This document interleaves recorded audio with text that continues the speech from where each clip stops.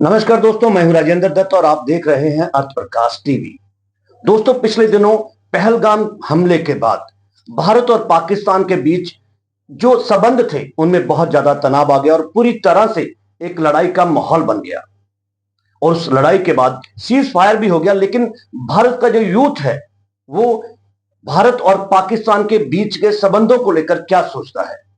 जब लड़ाई का माहौल आता है तो यूथ के मन में क्या बलबले उठते हैं, क्या वो अपने देश के बारे में सोचता है। इन सब पर बात करने के लिए मेरे साथ है आज एक यूथ जो वैसे तो ट्यूशन पढ़ाते हैं, वैसे तो वो क्लासेस देते हैं, लेकिन उनका जो जज्बा है वो देश के लिए क्या है, इस पर बात करने के लिए यूथ रिप्रेजेंटेटिव संजना अरोड़ा आज मेरे साथ आई। उनसे बात करते हैं कि भारत पाकिस्तान के बनते और बिगड़ते रिश्तों के बीच आज का यूथ क्या सोचता है। संजना, सबसे पहले तो आपका स्वागत है हमारे स्टूडियो में। जी शुक्रिया। संजना, पिछले दिनों पहलगाम में एक आतंकी हमला होता है जिसमें बहुत सारे टूरिस्ट मारे जाते हैं, 27-28 के करीब टूरिस्ट मारे जाते हैं, और उसके बाद पूरी तरह से जो माहौल है वो देश का वो बिगड़ जाता है और देश पर युद्ध के बादल मंडराने लग जाते हैं। ऐसे में यूथ जो है उसके अंदर बड़ा जोश होता है और किसी भी नेशन को, किसी भी देश को, किसी भी कंट्री को बनाने में यूथ का एक बड़ा अहम रोल होता है। तो आपको क्या लगता है कि यूथ क्या सोचता है, भारत का यूथ ऐसे समय पे क्या सोचता है? देखिए, सबसे पहली बात तो ये है कि जो यूथ है, हमने इस बार तो छोड़िए, हम काफी सालों से देखते आ रहे हैं कि यूथ जो है बहुत एक्टिवली गवर्नमेंट की हर लॉन्च की हुई चीज में पार्टिसिपेट करता आ रहा है। और इस बार भी जब ये वॉर लाइक सिचुएशन, एक्चुअली ये कॉन्फ्लिक्ट रही, वॉर में कन्वर्ट नहीं हुई, पर इसमें ही यूथ जो है इतना एक्टिवली इन्वॉल्व हो गया कि यूथ को लगने लग गया कि हम शायद खुद ही जंग पे जा रहे हैं। तो इसीलिए यहाँ पे जब सीज फायर अनाउंस हुई तो देखने को मिला कि यूथ जो है वो तो दुखी हो गया। पर ऐसा नहीं है कि हम यूथ क्या चाह रहा है के हिसाब से चल सकते हैं। हमें ये देखने की जरूरत है कि हम ये देख चुके हैं कि यूथ में एनर्जी और जज्बा बहुत है। अब उस यूथ की एनर्जी को नेशन के लिए डायरेक्शन में कैसे यूज करना है, ये हमें जानने की जरूरत है। राइट डायरेक्शन क्या? जी, सिविल डिफेंस वर्कशॉप चंडीगढ़ ने ऑर्गेनाइज करी। एक बार के लिए सिर्फ एक रात पहले जो था मैसेज नोटिफिकेशन आई थी और हमने देखा किस तरह से लोग इकट्ठे हो गए थे। हजारों के हिसाब से यूथ वहां पहुंच गया था। जी, और मैं ये कह रही हूँ कि हम यूथ जो है, मैं भी उसी कैटेगरी में आती हूँ। यूथ सुबह नहीं उठता है सैटरडे को, पर वो यूथ उठा क्योंकि उसको अपने देश के लिए कुछ करने का मौका मिल रहा था। पर उसके बाद जो सीज फायर हो गया उससे यूथ का क्या रिएक्शन था तब उसमें? देखिए, यूथ का ना मिक्स रिएक्शन था। कुछ यूथ जो बिना चीजों को समझे सिर्फ इसलिए आए थे कि जंग में जाने को मिलेगा या कुछ इस तरह का करने को मिलेगा, वो नो डाउट परेशान हुआ। लेकिन जो यूथ अपनी सिविल ड्यूटी को समझते आया था, क्योंकि वो सिविल डिफेंस की वर्कशॉप थी, वो ये नहीं थी कि आओ आपको वॉर पे लेके चलते हैं, आपको कुछ इस तरह का आपको आर्मी में जी आपको आर्मी में डालते हैं, ये वर्कशॉप वो थी ही नहीं। वर्कशॉप सिविल डिफेंस की थी। तो अगर यूथ सिविल डिफेंस वर्कशॉप की माइंडसेट के साथ अपनी रिस्पॉन्सिबिलिटी को समझते जो आया था, वो बिल्कुल सही माइंडसेट के साथ था। जैसे इंक्लूडिंग मी, मेरी फैमिली, मेरे फ्रेंड्स, जिस तरह से हमें पता चला सीज फायर अनाउंस हुई है, एक रिलीफ मिला, क्योंकि वॉर हमेशा एक सिविलाइजेशन का एंड होता है और सिविलाइजेशन का एंड किसी को भी नहीं चाहिए। ना वो लोगों के लिए अच्छा है, ना वो आर्मी के लिए अच्छा है, ना ही वो देश के लिए अच्छा है। तो यूथ के लिए सबसे पहली चीज जो रिक्वायरमेंट है, एनएसएस एनसीसी ऑलरेडी एग्जिस्ट करते हैं, लेकिन एनएसएस और एनसीसी में यूथ की इन्वॉल्वमेंट हमें अभी बढ़ाने की जरूरत है। सिर्फ कॉलेज वाले टाइम तक नहीं, क्योंकि कई बार क्या होता है, कॉलेज वाले टाइम पे बहुत सारी एक्टिविटीज होती है जिनमें बच्चे इन्वॉल्व होते हैं, तो एनएसएस वगैरह इन्वॉल्व नहीं हो पाते वो। तो इस तरह की ऑर्गेनाइजेशन हर वार्ड के साथ मिलजुल के की जाए। अपना चंडीगढ़ बहुत अच्छे से वार्ड्स में डिवाइडेड है, तो हर वार्ड के जो रिस्पॉन्सिबल लोग हैं उनको अगर यूथ को इकट्ठा करके उनकी सिविल रिस्पॉन्सिबिलिटीज के लिए अवेयर कराना जाए, तो मुझे लगता है यूथ अच्छे से पार्टिसिपेट जो है वो कंट्री के लिए कर पाएगा। मतलब एक सही डायरेक्शन जो है वो बहुत जरूरी है। तो भाई यूथ बहुत जोश में है और जोश में कई बार वो होश को ख्याल में नहीं रख पाता। जी बिल्कुल। और उसमें मुझे लगता है कि एक तो जो हम मेन स्ट्रीम मीडिया से शिफ्ट होके सोशल मीडिया पे शिफ्ट हो चुके हैं, उसका ये सबसे बड़ा कारण है। चलो सबसे पहले मीडिया, चलो मैं सवाल मेरा कुछ और था, चलो मैं मीडिया की तरफ ही बात कर लेता हूं कि जो मीडिया है इसका इंडिया और पाकिस्तान के जो रिलेशंस है, स्पेशली जब वार का समय होता है, जो कन्फ्लिक्ट होता है, उसमें मीडिया का कैसा रोल होता है? पॉजिटिव होता है या नेगेटिव होता है? देखिए, मीडिया हमेशा बना ही इंफॉर्मेशन देने के लिए था। अब जो बना इंफॉर्मेशन देने के लिए है, वो पॉजिटिव है या नेगेटिव है, वो तो इस चीज पे डिपेंड करेगा कि वो इंफॉर्मेशन दे किस तरह की रहा है। अगर तो पॉजिटिव इंफॉर्मेशन आएगी, जिस तरह से कुछ न्यूज चैनल है, कुछ न्यूज़पेपर्स हैं, जिन्हें हमें पता है कि जो सिर्फ मुद्दे की बात करेंगे, हमें ऐसे एडिटोरियल्स देंगे जो हमें पूरे एनालिसिस देंगे, उन वाले अगर हम मीडिया चैनल्स को उठाएं तो वहां पे हमें बिल्कुल सही डायरेक्शन मिलती है, इंफॉर्मेशन मिलती है। पर हाँ, अगर हम जाएंगे सनसनी खबरों की तरफ, तो फिर तो सनसनी खबरें तो वही मिलेगी। हाउ टू चूज सही मीडिया क्या है? सही मीडिया वो है जो आपको भड़काए ना, सबसे पहले। दूसरा, जो आपको चीजों को आराम से समझाए, क्योंकि मीडिया का सबसे पहला काम इन्फॉर्म करना है, दूसरा काम हमें चीजों को समझाना है, और तीसरा, मीडिया तो चलो अपना काम कर रहा है, पर जो लोग उसे देख रहे हैं उनकी भी तो कोई रिस्पॉन्सिबिलिटी बनती है। आपने कभी जिंदगी में इंटरनेशनल रिलेशंस पढ़े नहीं कि किसी ने मान लो और वो सोच ले उसने 2 रील्स देख ली और अब वो बन गया पॉलिटिकल एनालिस्ट, तो ये तो कोई बात नहीं है ना। आपको पता ही नहीं है कि इंडिया पाकिस्तान का पार्टीशन हुआ कैसे, उसके मुद्दे शुरू किस तरह से हुए, मेन वहां पर दिक्कत क्या आई, और आप एकदम से कह दें जी कि नहीं ये तो बस दिक्कत यहीं पे ही है क्योंकि आपने कोई 3 वायरल रील्स देख ली। रील्स को वायरल करना तो कोई मुश्किल काम नहीं है। संजना, आपने पॉल साइंस में मास्टर्स किया है।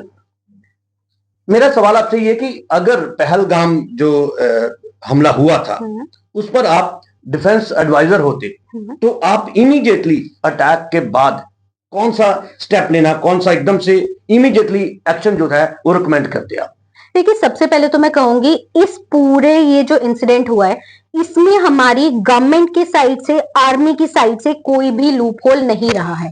तो अगर मैं डिफेंस एडवाइजर भी होती, मेरा पाथ लाइन जो है वो सेम ही चलता, पर हाँ, मेरी जो प्रायोरिटी है सबसे पहली रहती, डिफेंस एडवाइजर हूं, सबसे पहली मेरी जो है रिकमेंडेशन वो जाती डिफेंस की तरफ। मैं सबसे पहले जो हमारे लोग हैं उनको सिक्योर करती, जिसके लिए नो डाउट पूरे कदम उठाए गए थे, और मैं सबसे पहले अपने लोगों को बचाती और उसके बाद फिर उनपे जो थे जिन्होंने अटैक किए साइमल्टेनियस चलता। देखिए, ये कहना कि हाँ मैं पहले ही करती बाद में वो करती, ये तो एग्जाम तो कोई है नहीं। साइमल्टेनियसली सब कुछ चलता, और साइमल्टेनियस काम होता कि एक तो अपने लोगों को बचा लो और साथ के साथ जो इस पूरे अटैक के लिए रिस्पॉन्सिबल है उनको असलियत में ढूंढो। और सबसे बड़ी चीज जो मैं पसंद करूं वो ये है, और ये सिर्फ इसी वाले क्राइम के लिए नहीं, इसी टेररिस्ट एक्टिविटी के लिए नहीं, हर एक क्राइम के लिए क्रिमिनल्स जो होते हैं हमेशा एक शक्ल के साथ आते हैं। उन शक्लों को लोगों के सामने लाया जाए, उनकी शक्लें ना छुपाई जाए, उनकी शक्लें, उनकी फैमिली की शक्लें, ये सब चीजें सामने लेके आई जाए, ताकि बाद में कोई भी हो, कोई टेररिस्ट भी हो, उसके भी अगर बच्चे हैं, शर्मिंदगी बच्चों के सामने तो मुझे लगता है हर इंसान को, जब तक वो दरिंदा नहीं है, इंसान को तो महसूस होती ही है। बिल्कुल ठीक है। तो अगर उनकी पूरी दुनिया के सामने बेइज्जती हुई हो इस कदर की कि उन्होंने लोगों की जानें ली है, उनसे कोई भी सहानुभूति दिखाने को तैयार नहीं है, तो वो एक बच्चे पे जब इम्पैक्ट पड़ता हुआ दिखेगा तो मुझे लगता है नई नस्ल के जो टेररिस्ट हैं वो बन के आने बंद होंगे, रादर दैन कि उनको ग्लोरीफाई कर दिया जाता है उनके अपने टेररिस्ट ग्रुप में कि ये तो जी टेररिस्ट ग्रुप्स के लिए तो ये इनको हमने पकड़ा थोड़ी है, ये तो शहीद हो गए हैं टेररिस्ट या टेररिस्ट ग्रुप्स के लिए, तो ये तो इनके बच्चे जो ये तो नई नस्लें टेररिज्म की बनी जा रही हैं, ये इस तरह से तो रुकने वाला ही नहीं है। तो उसके लिए तो देखिए, कहीं ना कहीं अगर हम बात करें पाकिस्तान की, जो हमेशा शेल्टर देता है ऐसे टेररिस्टों को, वो तो उनको शहीद कहेगा ही, मुजाहिदीन कहता है वो उनको, वो कहता है कि वो तो कौम के लिए लड़ रहे हैं, तो वहां क्या सोल्यूशन होना चाहिए? देखिए, सबसे पहली बात तो मुझे नहीं लगता है कि कौम की ये कोई लड़ाई है, ठीक है। कौम, मजहब, धर्म किसी ने नहीं सिखाया है कि जाके लोगों को मार दो, ठीक है। सबसे पहले तो इसको अपने मन में से खत्म करें। हमारे आसपास के जो देश हैं वहां पे धर्मों का इतना प्रचार ही नहीं है, सबसे पहली बात। हमारे देश के अंदर धर्म एग्जिस्ट करते हैं, और वो हमारे देश के अंदर जो धर्म एग्जिस्ट कर रहे हैं उनको यूज करते हैं, हमें आपस में भिड़वाते हैं। पहले तो जब हम आपस में भिड़ना बंद करेंगे तभी तो हम जाके बाकियों के खिलाफ लड़ना शुरू करेंगे। और इस बार ये चीज बहुत अच्छी हुई है एटलीस्ट कि चाहे ये टेररिस्ट अटैक जो था पाकिस्तान की तरफ था, इंडिया थैंकफुली रिलीजन के बेसिस पे नहीं डिवाइड हुआ, ऑपोजिशन और गवर्नमेंट के बेसिस पे डिवाइड नहीं हुआ, और इस यूनिटी के कारण जो है ये ऑपरेशन सिंदूर लगा लो, और साथ में उसके बाद जिस तरह का रिस्पॉन्स निकल के आया, एक्टिविटी निकल के आई, वो जो है इतनी ज्यादा स्ट्रॉन्ग निकल के आई। ये जो ऑपरेशन सिंदूर की बात हम करते हैं, इस तरह की जो स्ट्राइक्स होती हैं ये कैसा इम्पैक्ट डालती हैं? ये अक्सर होनी चाहिए या नहीं होनी चाहिए? देखिए, मैं कहूंगी अक्सर तो इस तरह का कुछ ना ही हो तो देखिए अच्छा है। टेररिज्म वो तो अक्सर क्योंकि वो तो नहीं हटते ना। जी, रिस्पॉन्स में तो इस तरह का हमेशा होगा, पर अक्सर ऐसा ना हो उसके लिए टेररिज्म को रोकना चाहिए। टेररिज्म को रोकने के लिए उसकी रूट कॉज को रोकना चाहिए, और हर चीज की दुनिया में रूट कॉज पैसा है, तो सबसे पहले पाकिस्तान के पास जा रहा हुआ IMF से अंधाधुंध पैसा जो है वो रुकना चाहिए। अभी एक माहौल बन गया पूरी तरह से, जैसे भारत और पाकिस्तान के बीच युद्ध हो जाएगा। दोनों तरफ से उधर से अटैक किया जाता है, इधर से उन अटैक का जवाब दिया जा रहा था, और फिर सीज फायर हो जाता है। सीज फायर के बाद फिर पाकिस्तान जो है वो भारत पर अटैक करता है, और अक्सर वो बार बार इस तरह की गलतियां करता है, सीज फायर का उल्लंघन करता है। तो आपको क्या लगता है कि सीज फायर का जो वायलेशन है वो डिप्लोमेटिक तरीके से उनको जवाब देना चाहिए, या मिलिट्री आर्मी के थ्रू उनको जवाब देना चाहिए? सीज फायर का जवाब जो है वो तो डिप्लोमेटिक तरीके से कैसे ही दिया जा सकता है। सीज फायर का जवाब तो आगे उनको रिस्पॉन्स देके, आज भी जब कॉन्फ्रेंस में हमें सब कुछ ब्रीफिंग वगैरह दी गई, जिस तरह से उन्होंने पूरा डिक्लेयर किया कि किस तरह से ये पूरा एक्ट हुआ, उन्होंने बोला कि अगर अब कोई भी अगली सीज फायर की वायलेशन आती है, कुछ भी आता है, तो पाकिस्तान ऑलरेडी जानता है कि इंडिया का रिस्पॉन्स कैसा आएगा। और इस बार इंडिया जेन्युइनली यूनाइट होके, मैं कहूंगी one of the few times जवाब दिया है कि टेररिज्म को इंडिया बर्दाश्त नहीं करने वाला है। ये almost brink of the war situation पहुंच चुकी थी, जो पाकिस्तान को काफी टाइम से देखने को नहीं मिली। और इस बार इस सब में क्योंकि लोग भी, जनता भी इन्वॉल्व हो गई थी, मुझे लगता है ये मैसेज पाकिस्तान और दुनिया की तरफ क्लियरली जा चुका है कि हम इंडिया हैं, हम चाणक्य जो है उनके ही मान लो जनरेशंस चल रही हैं। डिप्लोमेसी हमें आती है जो हम हमेशा यूज करते हैं, बट चाणक्य जो है वो हमें वॉरफेयर भी सिखा के गए थे, और उसका हम बहुत अच्छे से इस बार जवाब दिखा चुके हैं।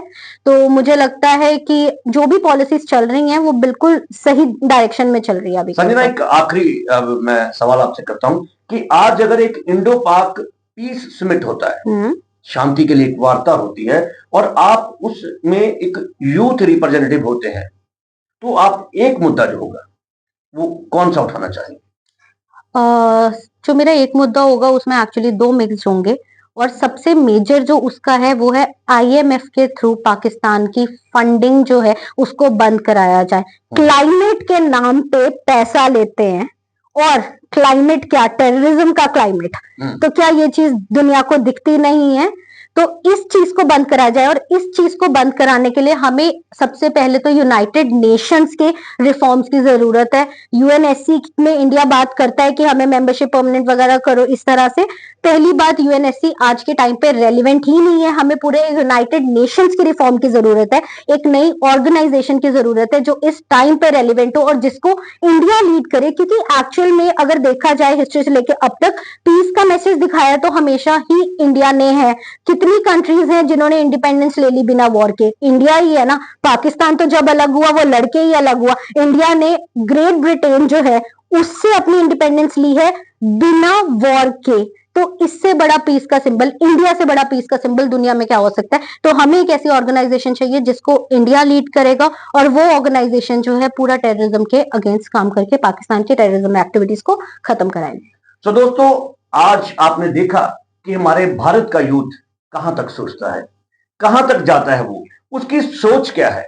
तो आज संजना अरोड़ा ने आज यूथ का जो एक रिप्रेजेंटेटिव बन के आज अर्थ प्रकाश के माध्यम से जो यूथ है उसके दिल की बात को आप लोगों तक पहुंचाया। आप अगर कुछ कहना चाहते हैं, कुछ कमेंट करना चाहते हैं, तो हमारे कमेंट बॉक्स में जाकर कमेंट जरूर करें और देखते रहें अर्थ प्रकाश TV। संजना, आप हमारे स्टूडियो आए, आपका बहुत बहुत धन्यवाद। धन्यवाद।